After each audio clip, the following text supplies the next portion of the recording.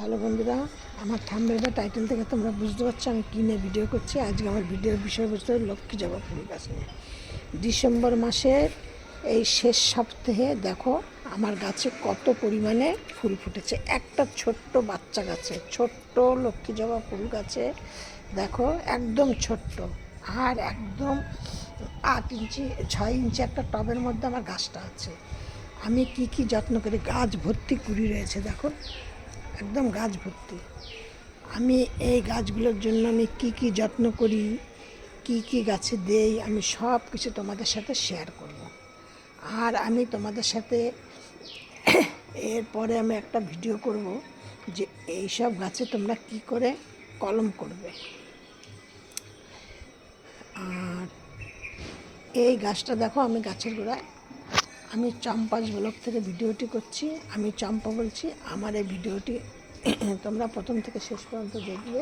আমার আজকে ভিডিওর বিষয়বস্তু হলো লক্ষ্মী জবা ফুল গাছ ডিসেম্বর মাসের শেষ সপ্তাহে কীভাবে কী পরিচর্যা করবে তাই নিয়ে। এবার আমি তোমাদের সাথে বলছি। দেখো আমার এইটুকুনি গাছের মধ্যে 1, 2, 3, 4, 5, 6টা ফুল ফুটেছে এইটুকুনি গাছের মধ্যে, দেখতে পাচ্ছ।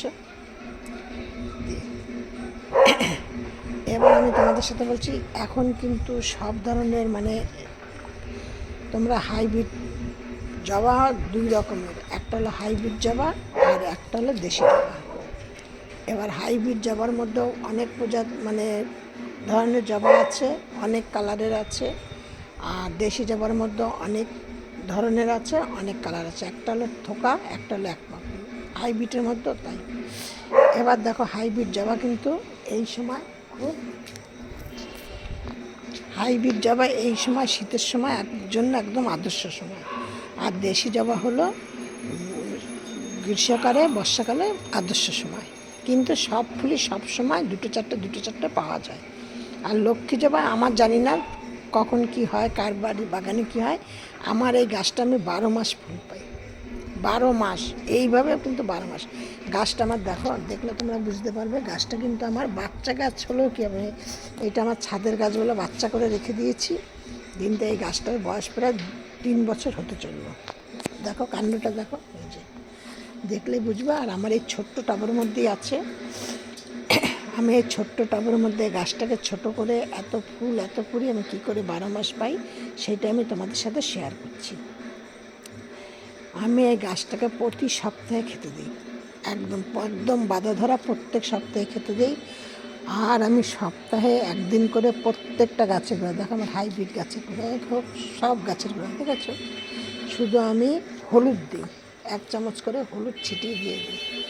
তাতেও দেখো আমার এই যে হাইব্রিড জবা গাছও, এই যে লক্ষ্মী জবা তো নিয়ে করছি তোমাদের সাথে, কিন্তু আমি হাইব্রিডটা একবার তোমাদের সাথে শেয়ার করে দিচ্ছি।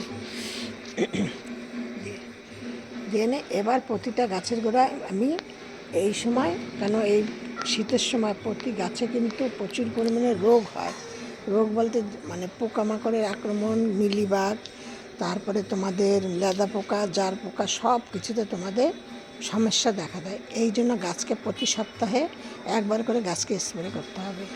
আমি গাছকে তো প্রতি সপ্তাহে স্প্রে করতেই হবে, কিন্তু আমি প্রতিদিনই আমি সাদা জল দিয়ে আমি স্প্রে করি। সাদা জলে স্প্রে, গোড়ায় জল দিই আর না দিই, কিন্তু গাছের পাতা আমার প্রতিদিনই সাদা জলে আমি স্প্রে করি।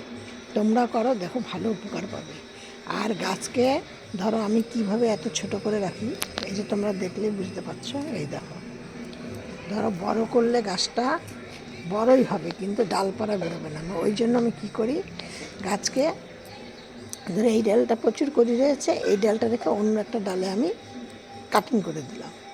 আবার যখন থেকে এই ডালটা ডালপালা বেরিয়ে গেছে, আবার আরেকটা ডাল কাটিং করে দিই। ঠিক এইভাবে করে আমি গাছটাকে সবসময় ছোটোর মধ্যে রাখি। এই হলো আমার গাছ ছোট রাখার পদ্ধতি। কিন্তু আমি পুরো গাছটা একই সাথে সম্পূর্ণটা আমি কাটিং করি না, দিয়ে গেল। আর আমি সপ্তাহে একদিন করে কী করি, এই গোড়াটাকে ভালো করে খুঁড়ে নিয়ে আমি এইখানে করি, ওই কলার খোসা, সর্ষের গুঁড়ো আর বাদামের গুঁড়ো একসাথে করে মিক্সড করে ডাস্ট করে নিয়ে সেইগুলো আমি প্রতি সপ্তাহে 1 চামচ করে গাছের গোড়ায় দিয়ে দিই। একদম এই গেল প্রথম খাবার, এটা সপ্তাহে একদিন দিই। আর 15 দিনে একদিন দিই আমি কি দিই, চা পাতা। চা পাতাটা দিলে কি হয়, তোমার এই গাছের গোড়া মাটিটা একটু উর্বর থাকে। এবার আমি চা পাতার সাথে আমি কি দিচ্ছি, যে কোনো লেবুর খোসাটাকে শুকিয়ে নিই, নিয়ে সেইটাকে ডাস্ট করি, দিয়ে চা পাতার সাথে মিশিয়ে নিই, নিয়ে তার মধ্যে একটুখানি পটাশ দিই, দিয়ে গাছকে সেইটা 15 দিন একদিন গাছের গোড়ায় দিয়ে দিলাম। এই হলো গিয়ে দিই তোমার 15 দিন একদিন। আর মাসে একদিন গাছকে, সপ্তাহে একদিন আমি গাছকে স্প্রে করি। স্প্রেটা আমি কী দিয়ে করি, নিম পাতার জল নেই, নিম পাতা সেদ্ধ করে জল নেই, নিয়ে তার মধ্যে আমি ডাল ধোয়া জল নেই, কিছুটা চাল ধোয়া জল নেই, নিয়ে আমি গাছকে সপ্তাহে একদিন করে আমি সব গাছে আমি স্প্রে করি। একদম প্রত্যেকটা গাছে সুন্দরভাবে স্প্রে করবে, তাহলে তোমাদের গাছ খুব সতেজ সুন্দর বা গাছ ভর্তি করি সব কিছু থাকবে। এইগুলি শুধু তোমাদের সাথে আমি শেয়ার করছি, আমি যেগুলো করি করে নিয়ে আমি উপকার পাই, তারপর আমি তোমাদের সাথে শেয়ার করি। দেখো পাতা আমার এইসব ছোট্ট ছোট্ট গাছও দেখো কত পরিমাণ রয়েছে। এই যে এই ফুলটা মানে কাল বসে ফুটবে, দেখো, ঠিক আছে। একদম আমার ছোটো ছোটো গাছও সব আমার নিচে, সেটির নিচে অনেক গাছ আছে, আমি সেইগুলো নিয়ে তোমাদের সাথে এর আগেও একটা ভিডিও করেছি, আবার একটা ভিডিও তোমাদের সাথে আমি শেয়ার করব। যে তোমরা শুধু এইভাবে গাছকে যত্ন করো, প্রচুর পরিমাণে ফুল পাবে, প্রচুর পরিমাণে।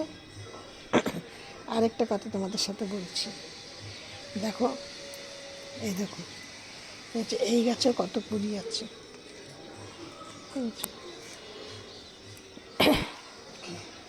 এই ছিল আমার এই ভিডিওটি, তোমরা সবাই দেখে একটা করে শেয়ার করে দিও। যে ডিসেম্বর মাসেও লক্ষ্মী জবা ফুল গাছে মানে শেষ সপ্তাহে এত ফুল পাওয়া যাচ্ছে ঠান্ডার মধ্যে, কিভাবে কি যত্ন করি, তাইলে তোমরাও এইভাবে করো বা শেয়ার করবে, আরও 5 জনও জানতে পারবে, জানলে আমাদের সবাই করে সবাই এরকম ফুল পেতে পারবে। আর তোমাদের যদি কোনো প্রবলেম থাকে বা কোনো অসুবিধা হয়, তাহলে আমার কমেন্ট বক্সে জানাবে, আমি যতদূর জানি আমি তোমাদের সাথে শেয়ার করব। আমি কিন্তু সবার কমেন্টের উত্তর দেওয়ার চেষ্টা করি, কিন্তু তাও 2-1 জন হয়তো বাদ হয়ে যায়, যার জন্য। এবার অনেকে আমাকে বলেছ যে ডিসেম্বর মাসে লক্ষ্মী জবা ফুল গাছকে আমার বাড়ির লক্ষ্মী জবা ফুল গাছে প্রচুর পরিমাণে মিলিবাগ হয়েছে, কি করব কি না করব, সেইটা আমি আজকে তোমাদের সাথে শেয়ার করে বললাম না, সেইটা আমি আবার তোমাদের সাথে শেয়ার করব মোটামুটি 2-3 দিন বাদে। কারণ আমার বাড়ির পাশে এখন কীর্তন হচ্ছে, আমি শেয়ার করতে মানে ভিডিও করতেই পারছি না। কালকে আমি এই জন্য ভিডিও ছাড়তে পারিনি, আজকে এই জন্য সকালে আমি ভিডিওটা করে নিলাম। সব ভিডিও মতো তোমাদের আজকে বলছি, তোমরা সব ভালো থাকো, সুস্থ থাকো। প্রচুর পরিমাণে ঠান্ডা পড়েছে, ঠান্ডায় তোমরা সব ভালো থাকো, মাসি পিসিরা সব সুস্থ থাকো, বয়স্ক লোকেরা সাবধানে থাকো। নেক্সট ভিডিও আবার অন্য কিছু নিয়ে করবো।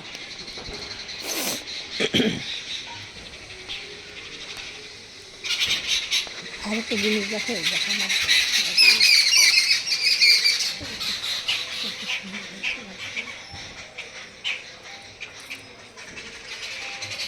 ফুলগুলো দেখো কত সুন্দর, বাগান ফুল।